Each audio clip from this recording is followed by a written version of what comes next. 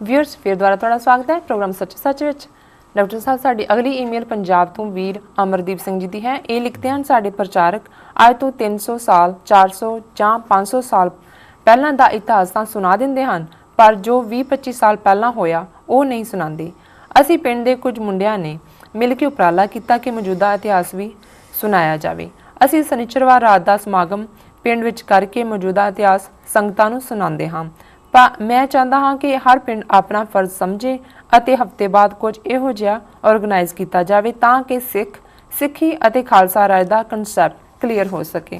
ਅੱਜ ਤੋਂ कुछ दिन पहला टीवी ਤੇ बोलदे अकाल तख्त साहिब के जथेदार ने कहा कि गुरु ग्रंथ साहिब ते PhD नहीं होनी चाहिए। ये नहीं चाहते कि सिख जागन।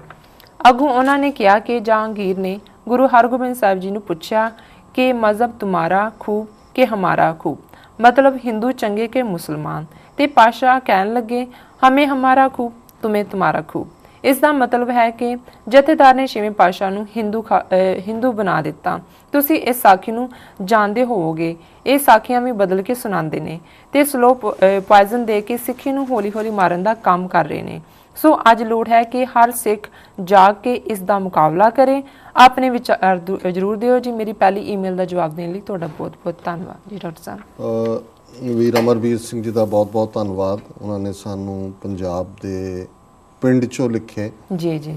तो बेशक उन्होंने ना तो नहीं लिखा है, पर उन्होंने जिक्र किया है कि किवें पिंड के बच्चों ने मुंडिया ने इकट्ठे होके ये उद्यम आरंभे है जी कि वो लगातारता नाल हर सैटरडे इकट्ठे हो के जिहड़ा ताज़ा इतिहास है जी उस दी भी चर्चा करनगे, उन्होंने भी डिस्कस करनगे जी।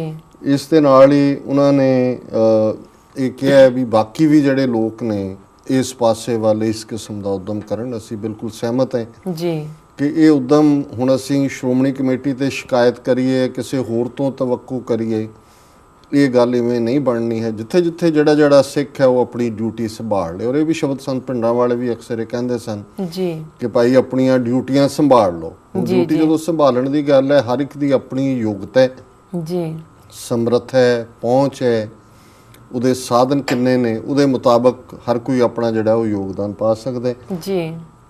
उन्होंने अकाल तख्त साहब के जथेदार के हवाले नाल कहा है कि जी उन्होंने टीवी के उत्ते अपना विचार दिंदे हैं ये जहांगीर दे नाल जोड़ के गुरु हरगोबिंद साहब का डायलॉग जी कि उन्होंने पूछा कि मज़हब तुम्हारा खूब कि हमारा खूब, तो गुरु साहब ने कहा कि तुमको तुम्हारा खूब हमको हमारा खूब जी। तो उन्होंने इसनूं कहा कि जी ये तो इस तरीके नाल स्लो पॉइजन है और हिंदू होने की गल है। देखो जे असीं वीर अमरवीर सिंह के शब्द दोहराइए जो उन्होंने लिखे ने जी।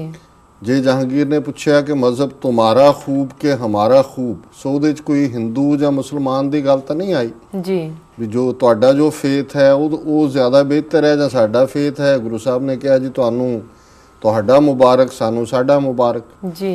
और जिथे ईवन हिंदू और मुसलमान दोनों के हवाले नाल भी गल आई सी, जवाब तो उत्थे भी यही सी जी। जे गुरु नानक साहब मक्के जाते ने तो भाई गुरदास साडी टैस्टीमनी ने कि उत्थे ये डायलॉग हुंदा है, हाजी इकट्ठे होके आंदे ने जी। ते भाई गुरदास जी ने लिखे कि वो पुछण खोल किताब नूं, पुछण फोल किताब नूं, जी। हिंदू वड्डा के मुसलमान होई, जी। बाबा आखे हाजियां शुभ अमलां बाजों दोवें रोई। जी। कि हुण वो किताब की है गुरु नानक साहब की जिहड़ी बाणी है जो उचारदे ने उस दे विच दर्ज है जी। उसनूं फड़ लैंदे ने, उसनूं फोल के कहंदे ने कि दसो, क्योंकि वो ज़ाहिर है गुरमुखी च लिखी हुई सी, जी। अरबी तो नहीं सी कि वो पढ़दे। उन्होंने कहंदे तुसीं दसो कि की लिखिआ है कि भी मज़हब हिंदुआं दा चंगा है कि मुसलमानां दा चंगा है। हुण गुरु नानक साहब का जवाब बड़ा स्पष्ट है, बाबा आखे हाजियां कि हे हाजिओ तुसीं जिहड़े इत्थे हज दे लई इकट्ठे होए हो, जी। मेरी गल ध्यान नाल सुनो कि अल्टीमेटली रब दी दरगाह दे विच, अकाल पुरख दी दरगाह दे विच, अल्लाह ताला दी दरगाह दे विच जिहड़ा फैसला है वो अमलां नाल होना है। तुहाडे एक्शनस की ने, जी। तुसीं बाहर स्टैंप की लाई हुई है, गल इहदे नाल नहीं बननी। गल तां इह है भी तुहाडे अमल की ने, जी। तुसीं जिंदगी किवें गुजारी। और यही गल जदों असीं गुरु नानक साहब की बाणी के दूसरे आसपैक्ट देखते हैं ਜਿਵੇਂ 5 ਨਮਾਜ਼ਾਂ ਦੇ ਹਵਾਲੇ ਨਾਲ ਹੈ। ਗੁਰੂ ਸਾਹਿਬ ਨੇ ਕੋਈ ਨਮਾਜ਼ਾਂ ਨੂੰ ਇਹ ਨਹੀਂ ਕਿਹਾ ਵੀ ਨਮਾਜ਼ ਨਾ ਪੜੋ, 5 ਨਮਾਜ਼ੀ ਹੋਣਾ ਇੱਕ ਸੱਚਾ ਮੁਸਲਮਾਨ ਹੋਣ ਦਾ ਉਸ ਦਾ ਪ੍ਰਣ ਹੈ ਜੀ। ਪਰ ਗੁਰੂ ਸਾਹਿਬ ਨੇ ਕਿਹਾ ਵੀ ਨਮਾਜ਼ਾਂ ਨੂੰ ਪੜ੍ਹਦੇ ਆ ਕਿ ਤੁਹਾਡੇ ਜੀਵਨ ਦੇ ਵਿੱਚ ਇਹ 5 ਗੁਣ ਆਏ ਨੇ ਜੀ। ਜਦੋਂ ਗੁਰੂ ਸਾਹਿਬ ਨੇ ਫਰਮਾਇਆ ਕਿ 5 ਨਮਾਜ਼ਾਂ ਵਕਤ 5 ਪੰਜਾ ਪੰਜੇ ਨਾਓ, ਕਿ ਤੁਹਾਡੇ 5 ਵਕਤ ਦੀ ਨਮਾਜ਼ ਹੈ, ਉਹਨਾਂ ਨਮਾਜ਼ਾਂ ਦੇ ਵੀ 5 ਵੱਖ-ਵੱਖ ਨਾਂ ਨੇ ਜੀ। 5 ਨਮਾਜ਼ਾਂ ਵਕਤ 5 ਪੰਜਾ ਪੰਜੇ ਨਾਓ, ਪਹਿਲਾ ਸੱਚ ਹਲਾਲ ਦੋਏ, ਤੀਜੀ ਖੈਰ ਖੁਦਾਏ ਜੀ।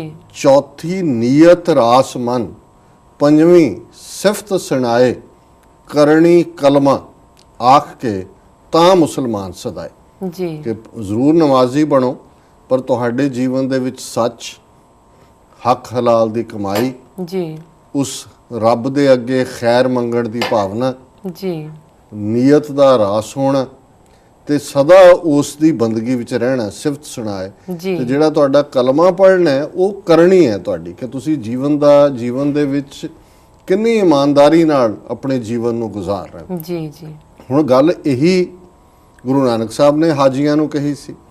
ਜੇ ਜਹਾਂਗੀਰ ਦੇ ਨਾਲ, ਕਿਉਂਕਿ ਮੈਂ ਪਹਿਲੀ ਵਾਰ ਸੁਣ ਰਿਹਾ ਕਿ ਜਹਾਂਗੀਰ ਨਾਲ ਇਹ ਡਾਇਲੌਗ ਹੋਇਆ, ਕਿਉਂਕਿ ਮੈਂ ਜਦੋਂ ਵੀ ਕਦੇ ਕੋਟ ਕੀਤਾ ਜੀ, ਇਹ ਬਹਾਦਰ ਸ਼ਾਹ ਜਿਹੜਾ ਕਿ ਔਰੰਗਜ਼ੇਬ ਦਾ ਬੇਟਾ ਸੀ ਤੇ 10ਵੇਂ ਪਾਤਸ਼ਾਹ, ਉਹਨਾਂ ਦੇ ਨਾਲ ਡਾਇਲੌਗ। ਸੋ ਜ਼ਾਹਰ ਹੈ ਕਿ ਇਹ ਡਾਇਲੌਗ ਤਾਂ ਕਿਸੇ ਨਾਲ ਵੀ ਹੋਇਆ ਹੋ ਸਕਦਾ ਹੈ। ਜਦੋਂ ਵੀ ਕੋਈ ਆਏਗਾ, ਕੋਈ ਪੁੱਛੇਗਾ ਕਿ ਜੀ ਦੱਸੋ ਜੀ, ਵੀ ਤੁਹਾਡਾ ਇਹ ਕੀ ਹੈ, ਈਵਨ ਇਹ ਨਹੀਂ ਹੈ ਵੀ ਕਿਸੇ ਗੈਰ ਸਿੱਖ ਨੇ ਪੁੱਛਿਆ ਹੈ। ਹੁਣ ਜਦੋਂ ਦੌਲੇ ਸ਼ਾਹ ਜਿਹੜਾ ਕਿ ਗੁਜਰਾਤ ਪਾਕਿਸਤਾਨ ਨਹੀਂ ਪੰਜਾਬ ਦੇ ਵਿੱਚ ਹੈ, ਉੱਥੇ ਅੱਜ ਵੀ ਜਿਹੜਾ ਦੌਲੇ ਸ਼ਾਹ ਇੱਕ ਬੜਾ ਵੱਡਾ ਸੂਫੀ ਫਕੀਰ ਹੋਇਆ ਜੀ, ਉਹਨੂੰ 6ਵੇਂ ਪਾਤਸ਼ਾਹ ਮਿਲੇ।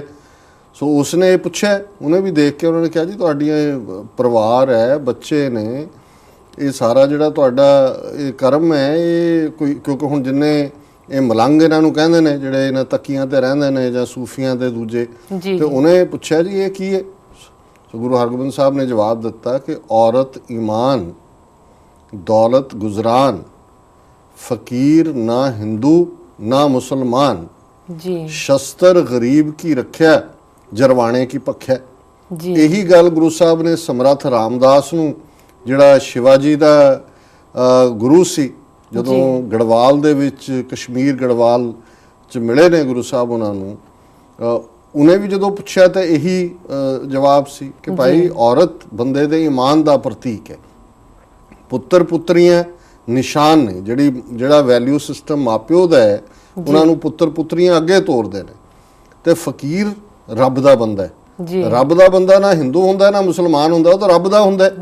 ਜਿਹੜਾ ਰੱਬ ਨੂੰ ਪਿਆਰ ਕਰਦਾ ਹੈ, ਰੱਬ ਦਾ ਹੈ, ਉਸ ਦੇ ਲਈ ਬਾਹਰਲਾ ਲੇਬਲ ਕੋਈ ਮਤਲਬ ਨਹੀਂ ਰੱਖਦਾ ਜੀ। ਔਰ ਇਹੀ ਗੱਲ 6ਵੇਂ ਪਾਤਸ਼ਾਹ ਨੇ, ਜਿਵੇਂ ਮੈਂ ਕਿਹਾ, ਕਹੀ ਦੌਲੇ ਸ਼ਾਹ ਨੂੰ ਕਹੀ, ਸਮਰੱਥ ਰਾਮਦਾਸ ਨੂੰ ਕਹੀ। ਇਹੀ ਗੱਲ 10ਵੇਂ ਪਾਤਸ਼ਾਹ ਨੇ ਬਹਾਦਰ ਸ਼ਾਹ ਨੂੰ ਕਹੀ ਜਦੋਂ ਉਹਨੇ ਪੁੱਛਿਆ कि जी मज़हब हिंदू खूब के मुसलमान खूब। हूँ यही हाजिया ने पूछा सी, गुरु साहब ने कहा हिंदू को हिंदू खूब, मुसलमान को मुसलमान खूब। यही कारण है भी असी कन्वर्शन तो नहीं ना यकीन रखते। असी कोई किताब कच्छे मार के जाके लोगों के दरवाजे थोड़ी खड़काते हैं, जिवें इत्थे यहोवा विटनेस वाले तो बाइबल वाले लगे होंदे ने जी कि जे ਤੁਸੀਂ ਜੀਸਸ ਦੇ ਲੜ ਨਾ ਲੱਗੇ ਤੇ ਨਰਕਾਂ 'ਚ ਡਿੱਗੋਗੇ। ਅਸੀਂ ਤਾਂ ਕਹਿੰਦੇ ਭਾਈ ਤੁਸੀਂ ਜੀਸਸ ਦੇ ਲੜ ਹੀ ਲੱਗੋ, ਸੱਚਾਈ ਨਾਲ ਲੱਗੋ। ਅਸੀਂ ਜਿੱਥੇ ਹੈ, ਸਾਡਾ ਅੰਦਰ ਗੁਰੂ ਨਾਨਕ ਨੇ ਭਰਿਆ ਹੋਇਆ। ਗੁਰੂ ਨਾਨਕ ਦਾ ਪਿਆਰ ਜਿਹੜਾ ਉਹ ਤੁਹਾਨੂੰ ਸਭ ਨੂੰ ਵੀ ਆਪਣੀ ਗੱਲ ਵੱਖਰੀ ਚ ਲੈਂਦਾ। ਸੋ ਅਸੀਂ ਕਿਤੇ ਜਾ ਕੇ ਕਨਵਰਟ ਨਹੀਂ ਕਰਦੇ। ਸੋ ਇਹ ਸਿਧਾਂਤ ਇਹ ਕਹਿਣਾ ਕਿ ਭਾਈ ਜਿਹੜਾ ਵੀ ਹੈ, ਔਰ ਇਹੀ ਸਿਧਾਂਤ ਗੁਰਬਾਣੀ ਦਾ, ਗੁਰਮਤ ਦਾ, ਜਦੋਂ ਗੁਰੂ ਸਾਹਿਬ ਨੇ ਫਰਮਾਇਆ ਕਿ ਵੇਦ ਕਤੇਬ ਕਹੋ ਮਤ ਝੂਠੇ, ਝੂਠਾ ਜੋ ਨਾ ਵਿਚਾਰੇ ਜੀ। ਕਿ ਵੀ ਵੇਦ ਜਿਹੜੇ ਨੇ, ਜਿਨ੍ਹਾਂ ਦੇ ਵਿੱਚ ਹਿੰਦੂ, ਬੌਧੀ, ਜੈਨੀ, ਯੋਗ ਮਤ, ਇਹਨਾਂ ਦੀ ਵਿਜ਼ਡਮ ਹੈ। ਵੇਦ ਕੱਲੇ ਰਿਗ, ਸ਼ਾਮ, ਯਜੁਰ, ਅਥਰਵ ਦੇ ਸੈਂਸ 'ਚ ਨਹੀਂ ਨੇ, ਵੇਦ ਗਿਆਨ ਦੇ ਸੈਂਸ ਨੇ। ਜਿਵੇਂ ਅਸੀਂ ਜਪਜੀ ਸਾਹਿਬ 'ਚ ਪੜ੍ਹਦੇ ਹਾਂ, ਐਰਣ ਮਤ ਵੇਦ ਹਥਿਆਰ ਜੀ, ਕਿ ਵੀ ਮਤ ਨੂੰ ਐਰਣ ਬਣਾਓ ਤੇ ਗਿਆਨ ਨੂੰ, ਗਿਆਨ ਦੀ ਸੈਂਸ ਪੂਰਬ ਦੇ ਯੂਜ਼ ਹੁੰਦੇ। ਕਤੇਬ ਜਿਹੜਾ ਹੈ ਉਹ ਚਾਰੋਂ ਪੁਸਤਕਾਂ ਨੇ ਸੈਮੈਟਿਕ ਧਰਮ ਦੀਆਂ, ਜਿਨ੍ਹਾਂ ਦੇ ਵਿੱਚ ਜ਼ਾਰੇਬ ਹੈ, ਬਾਈਬਲ ਹੈ ਜੀ, ਕੁਰਾਨ ਸ਼ਰੀਫ ਹੈ ਔਰ ਓਲਡ ਟੈਸਟਾਮੈਂਟ ਹੈ। ਸੋ ਗੁਰੂ ਸਾਹਿਬ ਨੇ ਫਰਮਾਇਆ ਕਿ ਵੇਦ ਕਤੇਬ ਕਹੋ ਮਤ ਝੂਠੇ, ਝੂਠਾ ਜੋ ਨਾ ਵਿਚਾਰੇ। ਕਿ ਜਿਨ੍ਹਾਂ ਦੇ ਨੇ ਵਿਚਾਰ ਕਰਨੀ ਹੈ, ਸੱਚ ਦੀ ਤਹਿ ਤੱਕ ਪਹੁੰਚਣਾ ਹੈ, ਉਹਨਾਂ ਦੇ ਆਪਣੇ ਮਜ਼ਹਬ ਦੇ ਵਿੱਚ ਵੀ ਸੱਚ ਦੇ ਲਈ ਬਹੁਤ ਕੁਝ ਹੈ ਜੀ। ਔਰ ਇੱਕ ਥਾਂ ਹੋਰ ਗੁਰੂ ਸਾਹਿਬ ਫਰਮਾਉਂਦੇ ਨੇ, ਵੇਦਾਂ ਮੈਂ ਨਾਮ ਉੱਤਮ ਸੋ ਸੁਣੈ ਨਾਹੀ ਫਿਰੈ ਜਿਉ ਬੇਤਾਲਿਆ, ਕਿ ਜਿਹੜੀ ਉਹਦੇ 'ਚ ਅਸਲੀ ਗੱਲ ਸੀ, ਉੱਤਮ ਗੱਲ ਸੀ, ਉਹ ਤਾਂ ਨਜ਼ਰ ਨਹੀਂ ਆਈ, ਉਸ ਵੱਲ ਤਾਂ ਕੰਨ ਨਹੀਂ ਧਰੇ ਜੀ। ਤੇ ਫਜ਼ੂਲ ਗੱਲਾਂ ਸੱਚ ਕਿਨਾਰੇ ਰਹਿ ਗਿਆ। ਖੈ ਮਰਦੇ ਬਾਹਮਣ ਮੌਲਾਣੇ ਸਿਰੋਂ ਨਾ ਮਿੱਟੇ ਆਵਣ ਜਾਣੇ। ਫਜ਼ੂਲ ਗੱਲਾਂ ਦੇ ਉੱਤੇ ਬਹਿਸ ਹੈ, ਸੱਚ ਦਾ, ਅਮਲਾਂ ਦਾ, ਔਰ ਜਿਹੜੇ ਸੱਚ ਦੇ ਰਸਤੇ ਤੇ ਤੁਰਦੇ ਨੇ ਉਹਨਾਂ ਦਾ ਕਦੇ ਕਨਫਲਿਕਟ ਨਹੀਂ ਹੁੰਦਾ। ਜੀ ਜੀ ਬਿਲਕੁਲ। ਸੋ ਬਹੁਤ ਬਹੁਤ ਧੰਨਵਾਦ ਵੀਰ ਅਮਰਬੀਰ ਸਿੰਘ ਜੀ ਦਾ ਕਿ ਉਹਨਾਂ ਨੇ ਸਾਨੂੰ ਲਿਖਿਆ ਜੀ। ਉਹ ਇਸੇ ਤਰ੍ਹਾਂ ਹੀ ਪ੍ਰੋਗਰਾਮ ਵੀ ਕਰਵਾਉਂਦੇ ਰਹਿਣ ਪਿੰਡ 'ਚ, ਬਾਕੀਆਂ ਵੀ ਨਾਲ ਦੇ ਗੁਆਂਢੀ ਪਿੰਡਾਂ ਨੂੰ ਵੀ ਜੀ ਜਿਹੜਾ ਉਤਸ਼ਾਹਤ ਕਰਨ ਔਰ ਸਾਨੂੰ ਇਸ ਤਰ੍ਹਾਂ ਹੀ ਲਿਖਦੇ ਰਹਿਣ। ਜੀ ਬਹੁਤ ਬਹੁਤ ਧੰਨਵਾਦ ਜੀ ਡਾਕਟਰ ਸਾਹਿਬ, ਤੁਹਾਡਾ ਬਹੁਤ ਬਹੁਤ ਧੰਨਵਾਦ। ਤੁਸੀਂ ਆਪਣੇ ਵਿਚਾਰ ਸਾਡੇ ਦਰਸ਼ਕਾਂ ਨਾਲ ਸਾਂਝੇ ਕੀਤੇ ਤੇ ਹੁਣ ਇੱਥੇ ਲੈਣੇ ਇੱਕ ਬ੍ਰੇਕ। ਵੀਅਰਸ, ਤੁਸੀਂ ਕਿਤੇ ਨਹੀਂ ਜਾਣਾ, ਮਿਲਦੇ ਹਾਂ ਕਮਰਸ਼ੀਅਲ ਬ੍ਰੇਕ ਤੋਂ ਬਾਅਦ।